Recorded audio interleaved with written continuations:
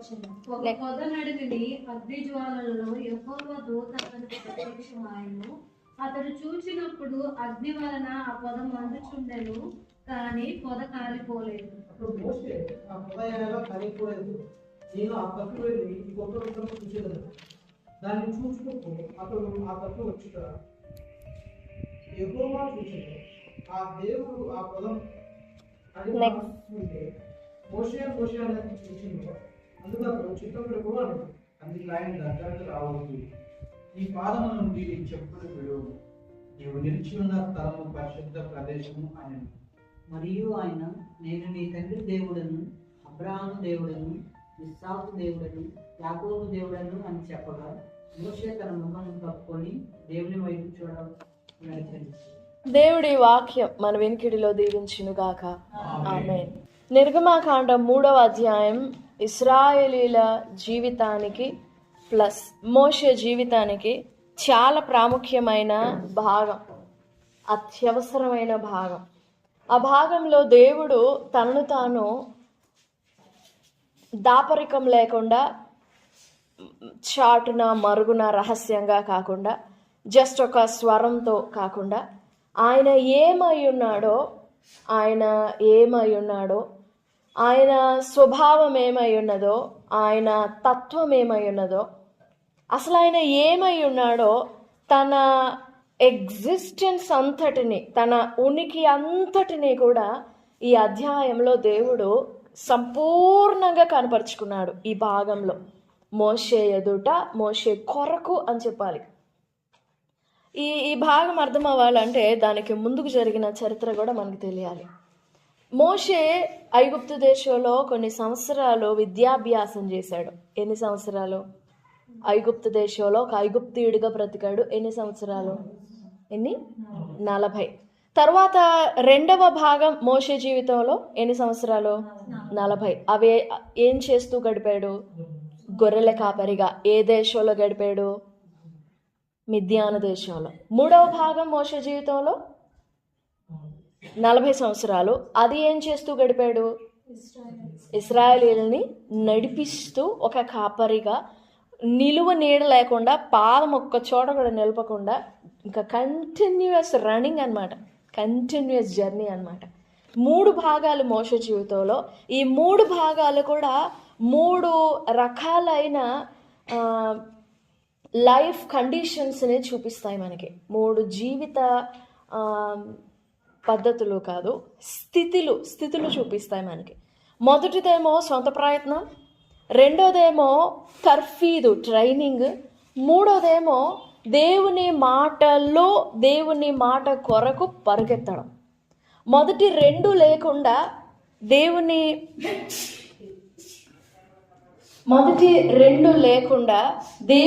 మాటల్లో పరిగెత్తడం, దేవుని మాట కొరకు తాను పరిగెత్తుతూ ఇంచుమించు 20 లక్షల కంటే ఎక్కువైన 20 లక్షల మందిని ఈ మాట కొరకు పరిగెత్తించడం చాలా గొప్ప బాధ్యత. అది ముందేమో ఫస్ట్ 40 సంవత్సరాలేమో దేవుడు అనుమతించాడు నేర్చుకోవడానికి. ఎంత నేర్చుకుంటామో నేర్చుకునే ఇష్టం. Enough to be a king, not enough to be a leader or something else, but enough to be a king.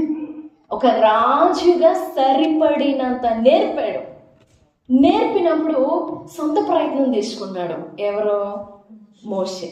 సాధారణంగా మనం కూడా ఆ ఫేజ్లో ఉంటాం, కానీ ఆ ఫేజ్ మనం దాటాలి. మన సొంత ప్రయత్నాలు ఉంటాయి. ఇంకా ఇది నేను చేసుకున్నాను, ఇది నాకు వచ్చేసింది, I'm enough to do this, నాకు వచ్చు, ఇంకా నేను చేయగలను, okay I'm enough to go on, నేను చేయొచ్చు, నేను చేయగలను, ఇట్స్ మైన్, నాది నాది నాది అనిపిస్తుంది. But everything, what ever we do, we need to have the guidance of God and the purpose of God. మనం చేసే ప్రతి దానికి కూడా దేవుని ఏలుబడి కావాలి, దేవుని నాయకత్వం కావాలి, and at the same time దేవుని నడిపింపు కావాలి. ఇఫ్ నాట్, ఒకవేళ ఆ నడిపింపు, నాయకత్వం, ఏలుబడి లేకపోతే will fail like Moses even if we stand as a king.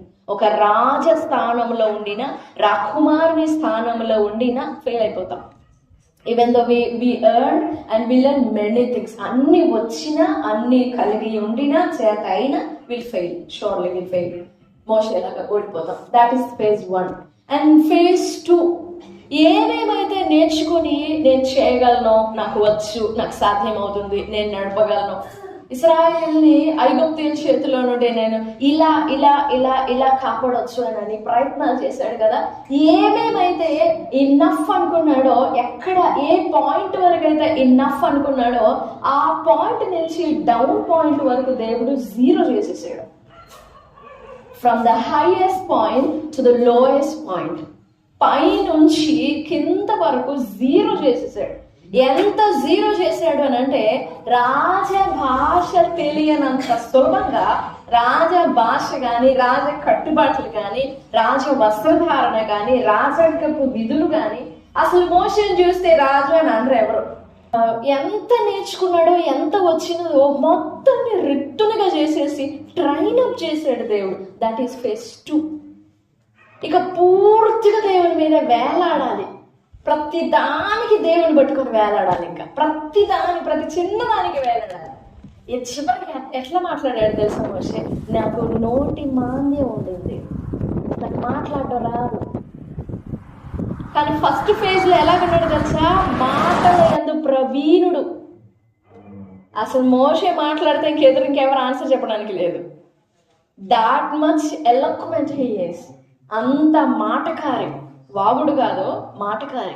ఎవరికి ఎదురు మాట్లాడలేరు. ఇంకంతే, మోషే మాటే ఫైనల్. ఇప్పుడు phase 2లో ఎలాగొచ్చాడో తెలుసా? నథింగ్ అన్నమాట. బాల్యం మర్చిపోయాడు అంతా. బాల్యము నుండి నా ఏలినవాడు నన్ను ఎరిగిన నాటి నుండి అయినా అసలు నాకు బుద్ధే లేదయ్యా. నువ్వు పంపదలసిన వాళ్ళని ఎవరినో పంపించు. నేనెక్కడో ఈ గుట్టల మీద, కొండల మీద గొర్రెలు కాసుకుంటూ ఉంటే నేను రాజు దగ్గరికి ఎట్లా పోవాలి? ఏం రాజు తెలీదా మోషేకి? తెలుసు. ఆ సింహాసనం ఎట్లా ఉంటుందో తెలీదా? తెలుసు. అన్ని తెలుసు. But God made him like that. That is phase 2. ఈ phase 2లో నడిస్తేనే phase 3లోకి తీసుకెళ్తాడు దేవుడు. కాకపోతే మనము phase 1 తీసుకొని phase 3లోకి జంప్ చేస్తాం. కానీ మోషే జీవితంలో phase 3, phase 1, phase 2 and phase 3, these 3 steps are most important. మోషే జీవితం ఏమో కానీ మోషే జీవితం నుండి ఈనాడు అనేకులు నేర్చుకోవడానికి మోషే జీవితం చాలా మాదిరి. సరే, phase 1లో అన్ని వచ్చు, ఇది లేదు, ఇది రాదు, ఇది తెలియదు అనడానికి లేదు మోషే జీవితంలో. అలా ఉన్నాడు మోషే. అక్కడి నుంచి దేవుడు ఇశ్రాయేలీల్ని నడిపించాలి, విడిపించాలి, కాపాడాలి, భద్రం చేయాలి, నా ప్రజలు అని ఒక జీల్ ఉండింది ఫస్ట్ 40 years. కానీ ఈ 3వ అధ్యాయానికి వచ్చేసరికి మిద్యాను దేశంలో తనది కూడా కాదు మంద అంటే చాలా కొద్దివి, కొంచెం, కొన్ని గొర్రెలు, కొన్ని మేకపిల్లలు, కొంచెం చిన్న మంద, తనది కాని మంద, తన మామ మందను మేపుకుంటూ అలా తిరుగుతా ఉన్నాడు కొండల మీద. అప్పటికి అన్ని మర్చిపోయి ఉంటాడు మోషే. ఎవ్రీథింగ్ అన్ని మర్చిపోయి ఉంటాడు. నా ప్రజలని ఊగాడే ఫస్ట్ లో, మొత్తం పోయింది. ఇప్పుడు నేను విడిపించాలి, రక్షించాలి, కాపాడాలి అని ఊగాడే, మొత్తం పోయింది, చప్పబడిపోయింది. మర్చిపోయాడా? Question mark. అసలు పూర్తిగా దేవుడు అలా మరిపించాడా? అది కూడా క్వశ్చన్ మార్కే. ఏమీ లేదు మోషే జీవితంలో, జస్ట్ ఎంప్టీ అన్నమాట మోషే జీవితం. ఎంప్టీ అంటే ఎంప్టీ. తనది కాని దేశంలో, తనది కాని కుటుంబంలో, తనది కాని పనులు, తనది కాని వృత్తి, అన్ని ఏవి తనవి కావు. అలా ఉండాల్సి వచ్చింది. దేవుడు అలా ఉంచాడు మోషేని.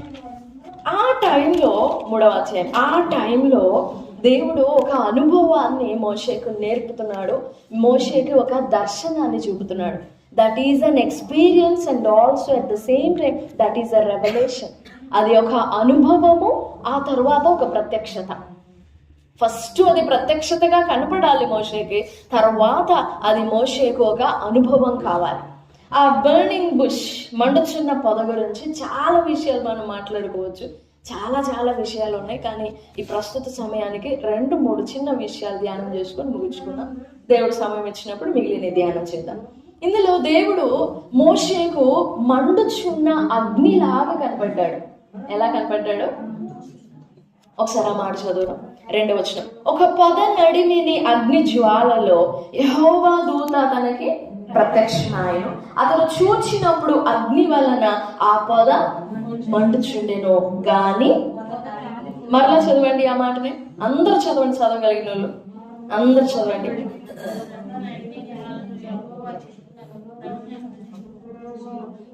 అగ్ని వలన ఆ పొద మండుచుండెను. And the angel of the Lord appeared unto him in a flame of fire out of the midst of a bush. And he looked, and behold, the bush burned with fire, and the bush was not consumed. Not consumed. Burning, but not consuming. మండుతా ఉంది కానీ తినివేయట్లేదు. మండుతా ఉంది కానీ పీల్చేయట్లేదు. మండుతా ఉంది కానీ కాల్చివేయట్లేదు. మండుతూ ఉంది కానీ నాశనం చేయట్లేదు. మండుతూ ఉంది కానీ మృంగివేయట్లేదు. మండుతూ ఉంది కానీ కనుమరుగు చేయట్లేదు. మండుతూనే ఉండింది కానీ భయం తీసుకురావట్లేదు. సత్యంత భయం తీసుకురావట్లేదు.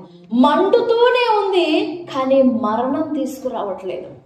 మండుతూనే ఉంది, చంపట్లేదు. దేవుని అగ్ని. దేవుని అగ్నికి 2 పనులు. 2 పనులు. 1 మండించటం, 2 మండుచుండెను గాని. ఫస్ట్ది మండిస్తాడు, 2 కాల్చుతాడు. 2. 1 is positive and second one is negative. మండాలి, కాల్చాలి, 2 at the same time, at a moment జరగాలి. మండాలి, కాలాలి. మండాలి, కాలాలి. మండాల్సిందేంటి? కాలాల్సిందేంటి? మండాల్సిందేంటి? అగ్ని. దేవుని అగ్ని మండాలి. కాలాల్సింది ఆయనకు విరోధమైనది, ఆయనకు హేయమైనది, ఆయనకి నచ్చంది, ఆయనకి ఇష్టం లేనిది. ఇది ఎంత కాలిపోతే ఇదంతా మండుతుంది. ఇది ఎంత కాలిపోతుందో అంత మండుతుంది. ఇది మండాలి, ఇది బాగా మండాలి, ఎన్నో రెట్లు ఎక్కువగా మండాలి. మండాలి మండాలి అంటే ఇది కాలిపోవాలి. ఇప్పుడు మోషే జీవితం అలాంటిదే. పోయాడు, అన్ని మర్చిపోయాడు. అంటే 40 సంవత్సరాలు అంటే మరి మామూలు విషయం కాదుగా. 40 సంవత్సరాలు అంటే చాలా 40 సంవత్సరాలు అయినా దేవుడు తను చేసిన వాగ్దానాల్ని, తను చేసిన ప్రమాణాలని మోషేకు ఎలా గుర్తు చేస్తున్నాడో అసలు చాలా ఆశ్చర్యమైన విషయం. ఎప్పుడు కూడా మండుతుంది కాలిపోలేదు, మండుతుంది కాలిపోలేదు అని ఆలోచన చేశాను. కానీ ఎందుకు అగ్నితోనే దేవుడు మాట్లాడాడు? అగ్ని మాత్రమే ఎందుకు బయలుపడాలి? ఇంకా వేరే విధంగా కనపడొచ్చు కదా. ఏ ప్రత్యక్షమైతే మోషే అర్థం చేసుకోడా, ఓ స్వరం విప్పి మాట్లాడితే మోషే అర్థం చేసుకోడా. Why the fire and that too why the burning fire but not consuming him? Why? ఎందుకు అగ్ని? అగ్ని దేనికి గుర్తు?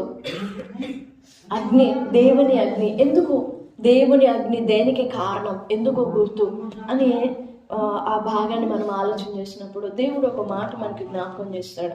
ఆదికాండం 15వ అధ్యాయంలో ఒక భాగం ఉంటుంది చూడండి. 15వ అధ్యాయంలోనిది that was the reminder and నిర్గమాకాండంలోనిది ఫుల్ఫిల్మెంట్ అన్నమాట.